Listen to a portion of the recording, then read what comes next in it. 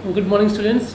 Students, we are studying sequence and series, and in the previous video we have discussed about sequence. Now today we will discuss about arithmetic progression. So let's start. Students, sequence हम पढ़ चुके हैं, and today we will discuss what is arithmetic progression. So first we will see what is difference between sequence and progression. तो कोई अगर हमारे पास sequence given है, suppose that A1, A2, A3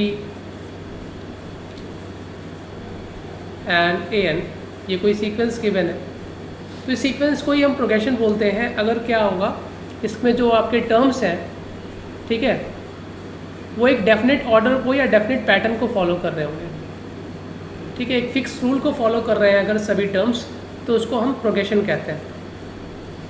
जैसे कि अगर ये आपका है A2 minus A1 is equal to A3 minus A2 is equal to A4 minus A3 is equal to AN minus 1 is equal to D, ठीक है। तो यहाँ पे क्या हो रहा है, एक डेफिनेट पैटर्न को फॉलो कर रहे हैं सभी टर्म्स।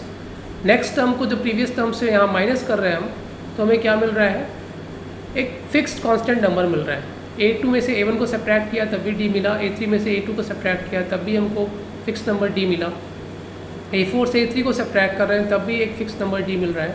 इसी तरीके से nth टर्म में से अगर n-1th टर्म अगर हम सब्ट्रैक्ट करेंगे तब भी हमको फिक्स नंबर D मिल रहा है। तो ये एक फिक्स पैटर्न को फॉलो कर रहा है कि दो कॉन्जिक्यूटिव टर्म्स के बीच में जो डिफरेंस है वो क्या है, फिक्स्ड है। अगर नेक्स्ट टर्म में से हम प्रीवियस टर्म माइनस कर रहे हैं तो एक फिक्स नंबर मिल रहा है, ठीक। तो ये क्या है, एक प्रोग्रेशन हो गया, और इसी प्रोग्रेशन को हम क्या कहते हैं, अर्थमेटिक प्रोग्रेशन कहते हैं, ठीक है। अगर दो कॉन्जुगेट टर्म्स के बीच में जो है डिफरेंस कॉमन है तो उस सीक्वेंस को हम क्या कहते हैं, अर्थमेटिक प्रोग्रेशन कहते हैं। और इसी के बारे में आज हमको डिस्कस करना है। प्रोग्रेशन का एक और एग्जांपल है आपका ज्योमेट्रिक प्रोग्रेशन, जिसके बारे में इस चैप्टर में हम पढ़ेंगे। उसमें क्या होता है कि दो कॉन्जुगेटिव टर्म्स का जो रेशियो होता है, मतलब next term upon the previous term, उसकी वैल्यू हमेशा कांस्टेंट आती है। तो अगर ऐसा हो रहा है A2 upon A1 is equal to A3 upon A2 is equal to A4 upon A3 is equal to AN upon AN minus 1 is equal to R, ठीक है। R को यहाँ पे क्या कहते हैं, कॉमन रेशियो कहते हैं, क्योंकि इसमें next term upon the previous term का जो रेशियो है वो हमेशा क्या आ रहा है, फिक्स आ रहा है, कांस्टेंट आ रहा है, कॉमन आ रहा है। तो इसी रेशियो को हम क्या कहते हैं, कॉमन रेशियो कहते हैं। फॉर एग्जांपल, जैसे कि अगर हमने लिखा हुआ है 2, नेक्स्ट टर्म फिर 6, then 18, then 54 and so on. तो इसमें क्या दिख रहा है आपको, 6 upon 2 is equal to 18 upon 6 is equal to 54 upon 18। सबकी वैल्यू क्या आएगी, 3। तो यहाँ पे R की वैल्यू क्या हो गई, 3 होगी। ये इसका क्या हो गया, कॉमन रेशियो हो गया। तो ज्योमेट्रिक प्रोग्रेशन के बारे में हम बाद में डिस्कस करेंगे। आज हमको अर्थमेटिक प्रोग्रेशन के बारे में डिस्कस करना है। अर्थमेटिक प्रोग्रेशन आप क्लास 10th में पढ़ के आए हो, ठीक है। तो उसको सिर्फ रिकॉल कर रहे हैं यहाँ पर हम। तो यहाँ से हमको क्या मिल रहा है, from here we get A2 is equal to A1 plus D and A3 is equal to A2 plus D, and similarly if we find A4, then A4 is equal to क्या आएगा, A3 plus D.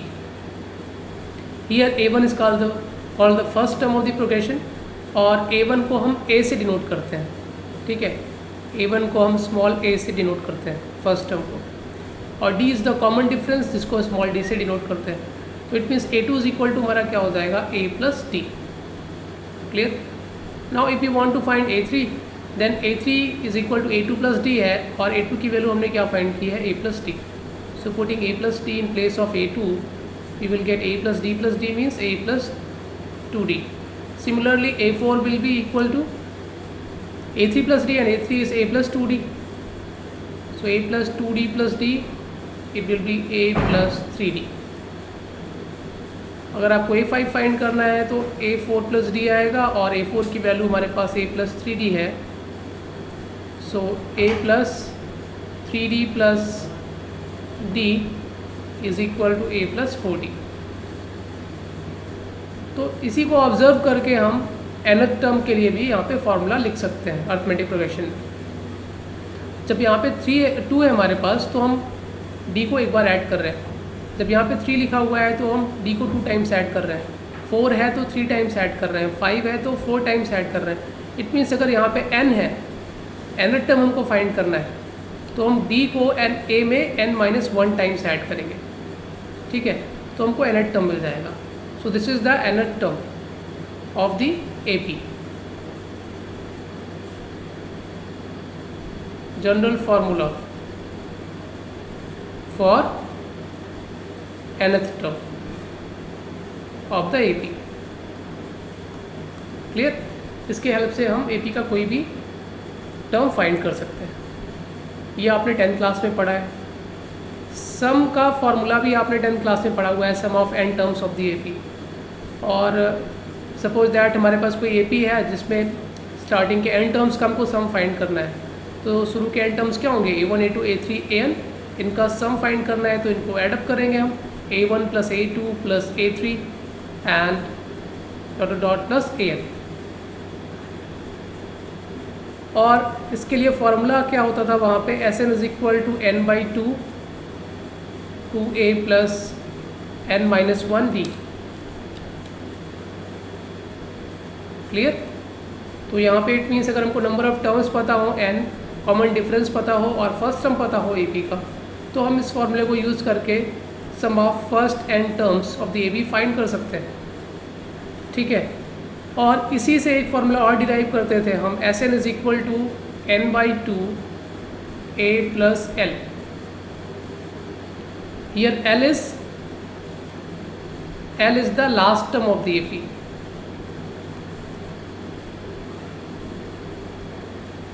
AP का जो last term होता था उसको हम L से denote करते थे, और ये फार्मूला जो है ये इसी से डिराइव हुआ है, ठीक है। इस फार्मूले में Sn में इसको मैं ऐसे भी लिख सकते हैं A plus n-1D। Clear?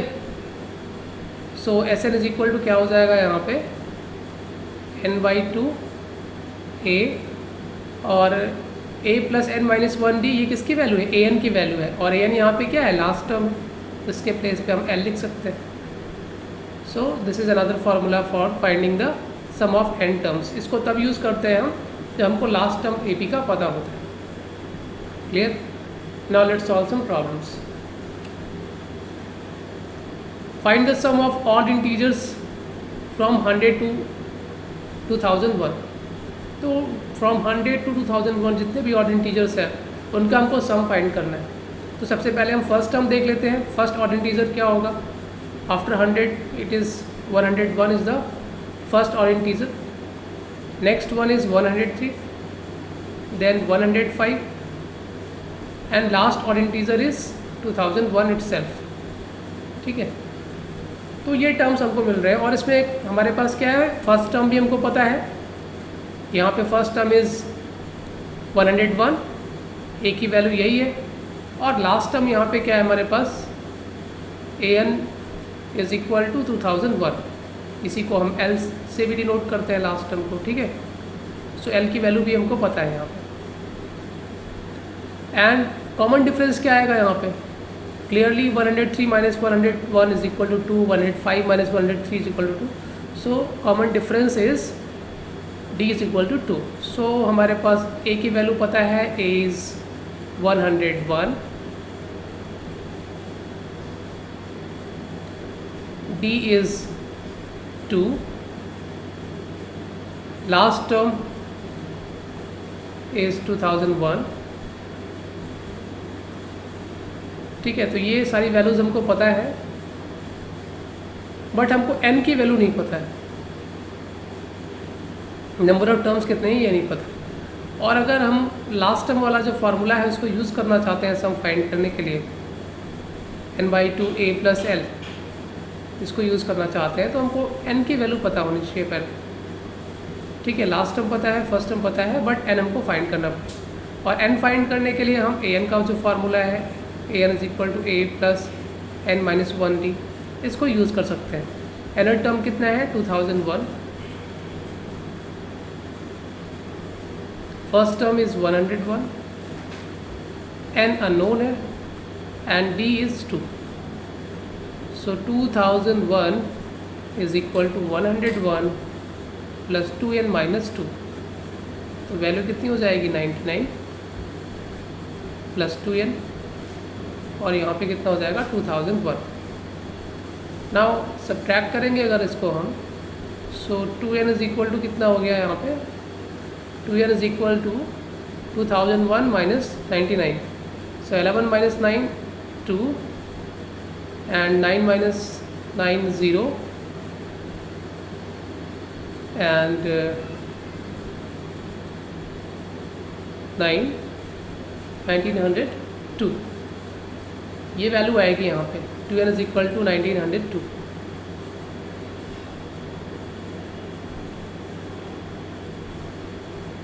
So n is equal to कितना हो जाएगा यहाँ पे, dividing 1902 by 2 we will get 2 9s are 18, 2 5s are 10 and 2 1s are 2. So n is equal to 951. Now अगर हम फार्मूला यूज़ करते हैं Sn वाला तो कितने टर्म्स मिले हमको 951 टर्म्स। सो 951 टर्म्स का जो सम आएगा वो कितना आएगा 951 by 2 into first term is 101 plus last term is 2001, इसको ऐड कर लेंगे 951 by 2 into ऐड करेंगे इसको 2 0 and 21, इट मीन्स 2102। और इसको आप सॉल्व कर लोगे, मल्टीप्लाई कर लीजिए इसको, ये आएगा आपका पहले 2 10s are 20, 2 5s are 10, 2 1s are 2। So multiplying 951 with 1051, the obtained value will give the sum of the 951 terms of the given arithmetic progression. It means अगर आपको सम फाइंड करना होगा जब भी, और जिसमें लास्ट टर्म और फर्स्ट टर्म आपको गिवन रहेगा, तो आप n term number of terms find कर लेंगे पहले, और नंबर ऑफ टर्म्स फाइंड करने के बाद ये जो फार्मूला है इसको आप यूज़ कर लेंगे तो आपको रिक्वायर्ड वैल्यू मिल जाएगी। Now let us solve the second question. The sum of n terms of 2 arithmetic progressions are in the ratio 5n + 4 ratio 9n + 6। Find the ratio of the 18 terms. तो हमारे पास यहाँ पे दो APs का सम of n terms जो है उसका ratio दिया गया है। सपोज़ कर लेते हैं कि जो फर्स्ट AP है उसका जो सम ऑफ n टर्म्स है वो Sn है, और जो सेकंड AP है उसका जो सम ऑफ n टर्म्स है उसको हम डिनोट कर रहे हैं S-n से। तो इसकी वैल्यू हमको गिवन है यहाँ पे Sn upon S-n is equal to कितना गिवन है 5n + 4 अपॉन 9n + 6, ये वैल्यू गिवन है। क्लियर। और Sn का जो फार्मूला है हमारा उसको अगर यूज़ करें हम तो ये क्या इम्प्लाई करेगा, Sn की वैल्यू आएगी n/2 2a + n-1d। ठीक है, हम सपोज़ कर रहे हैं कि जो फर्स्ट हमारा AP है उसका फर्स्ट टर्म a है और कॉमन डिफरेंस क्या है d है, और जो सेकंड AP है उसका फर्स्ट टर्म सपोज़ कर लेते हैं a' है और कॉमन डिफरेंस d' है। तो sum of first n terms क्या आएगा उस केस में n/2 2a' + n-1d' is equal to 5n + 4 upon 9n + 6।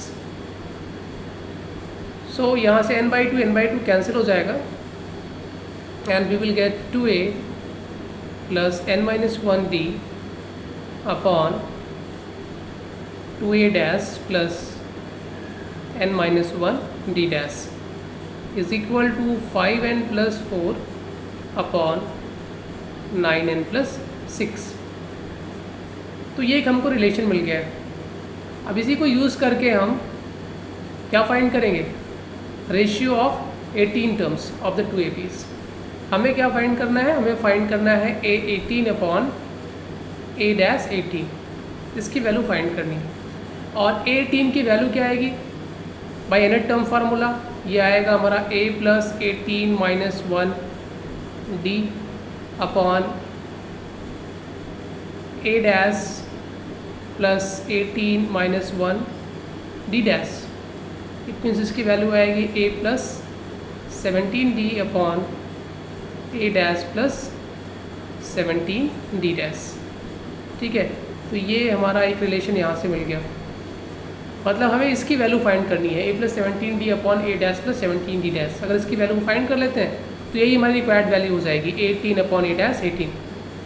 और यहाँ पे जो हमने रिलेशन फाइंड किया था, ये फर्स्ट रिलेशन, यहाँ से हमको क्लियरली दिख रहा है कि ये जो वैल्यू है 2A+n-1D, अगर यहाँ से हम 2 कॉमन ले लें, ठीक है, फ्रॉम फर्स्ट इक्वेशन जो भी हमने यहाँ पे ऑब्टेन किया है, इसमें अगर हम 2 कॉमन ले लें तो वैल्यू क्या आ जाएगी हमको, A+n-1 upon 2D upon 2 into A' plus n-1 upon 2D dash. ये 2 से 2 कैंसिल हो जाएगा यहाँ पे आपका, और ये वैल्यू हो जाएगी आपकी 5n+4 upon 9n+6। Clear.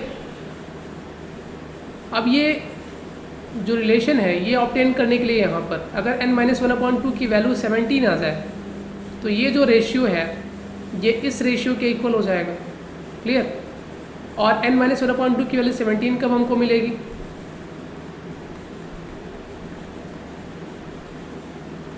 when n-1 is equal to 34, it means n is equal to 35।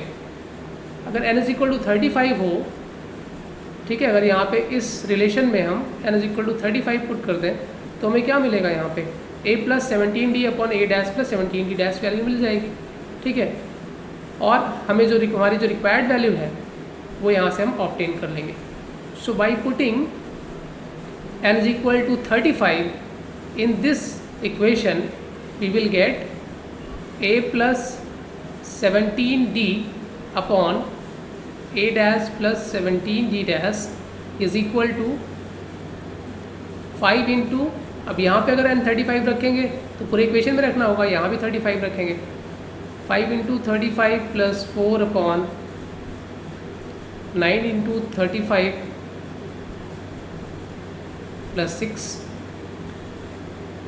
और न्यूमरेटर में कितना मिलेगा हमको 175 प्लस 4 179, एंड डिनोमिनेटर में कितना आएगा 9 5 से 45, 4 9 3 27, 4 31, 2 31,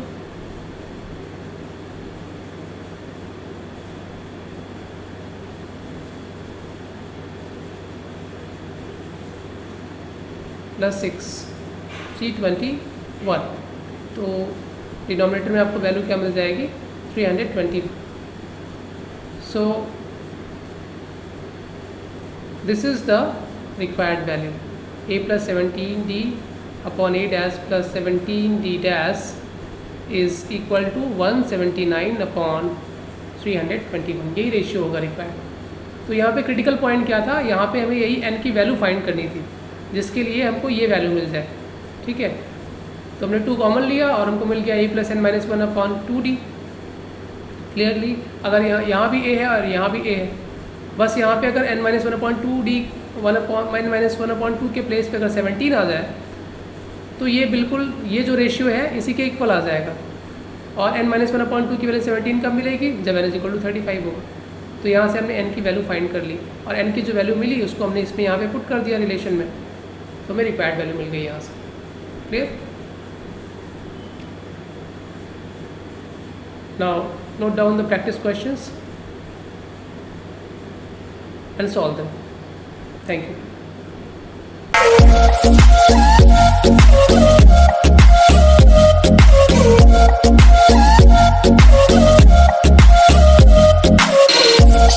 है।